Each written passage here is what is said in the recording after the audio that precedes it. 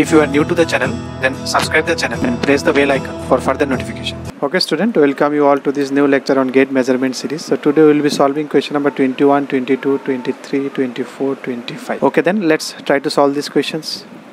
Now if you come to question number 21, the rectifier type voltmeter, AC voltmeter consists of series resistance Rs, okay, and the ideal full wave rectifier bridge and PMMC instrument shown in the figure. The internal resistance of the instrument is 100 ohm. The full scale deflection is produced by DC. So if DC current is 1 milliampere, then full scale deflection will happen here. The resistance Rs required. What is the resistance Rs required to obtain full scale deflection? So if you apply 100 volt RMS, this should be full scale deflection. Means if you apply 100 volt RMS here, the current should be 1 milliampere. That is the idea. Okay. They applied to the input terminals. Okay, then what should be your Rs? That is the idea. Okay, so what is the maximum current you are allowing here? That is IDC is 1 milliampere. Okay. So what is the resistance here? 100 ohm. This internal resistance of the internal. So what is the maximum voltage that coming out of here? That is DC voltage. Is the maximum current that it can hold to IDC into its resistance. So 1 milliampere into 100. That is 1.1 volt. Okay, you got it now, 0.1 volt. So if your output is 0.1 volt, then if I know there is a relation between, because it is full bridge rectifier, what is the DC value? V0 here is VDC. What is VDC in full wave rectifier? It is 2 Vm by pi, because it is a full wave rectifier. Okay, so 2 Vm by, what is the Vm? Vm is the maximum voltage that you are applied here, not here, because there is a Rs, so some drop will be there. So it is the voltage that you are applied here. So this is your Vm. That voltage is how much? From here we can calculate. So if it is 0.1 output side, so what should be your Vm? So if you calculate here, your Vm will be equal to, I am directly writing 0.157. Similarly, what should be your Im at this position? Because your IDC is also 2 Im by pi.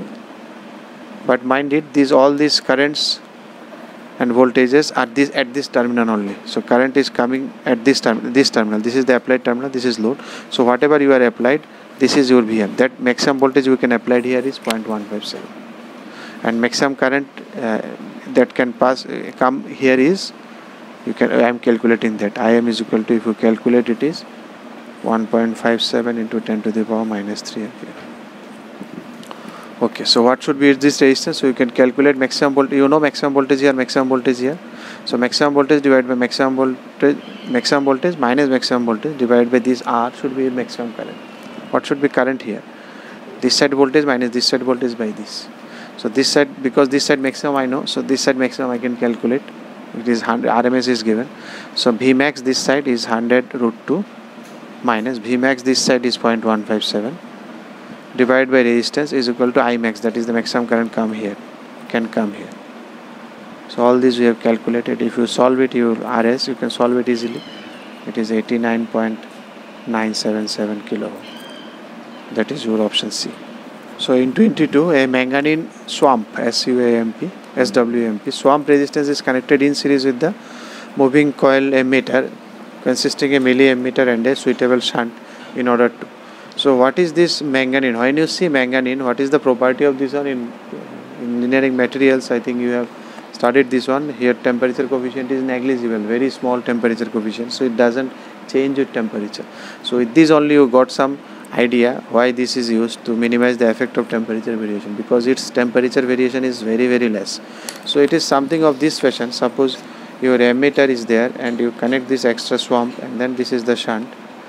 So this is your magnesium swamp resistance that you are connecting, which is as a 0 temperature coefficient, and its resistance is generally very, very much higher than 20 to 30 times its original internal resistance. So what happens, because this is much higher, so this resistance is quite smaller with respect to this. So you can neglect this resistance or its effect in this branch. So what is the total branch resistance? Is dominated by this resistance, because this is very high. So it doesn't change with temperature so much, so that this current doesn't change with temperature so much, because if it changes, then the reading will change. So that is the idea, because this resistance keeps almost constant, so this current almost remains constant. So if there is a temperature change also, there is no such change in the current reading. So it is minimizing the effect of temperature variation. You can easily understand by seeing manganese itself you should answer it. A moving coil meters has 100 turns and a length of this much and a depth of this much. Its positions in a uniform radial flux density of 200 millitesla. The coil carries a current of this, the torque. So for this torque, this is MC moving coil. So we used to remember it. You can remember it in this way. Nowadays NBA is very popular because all engineering colleges has to be NBA accredited. So it is NBAI. So MC is NBA. So you can remember it this way because it is moving coil. So MC should be NBA accredited. So you can remember in whatever acronyms you know about MC. So MC should be NBA into I. So you can apply that one. NBA is a standard one nowadays. So N is number of turn 100. What is B is given 20 millitesla. Milli means 10 to the power minus 3.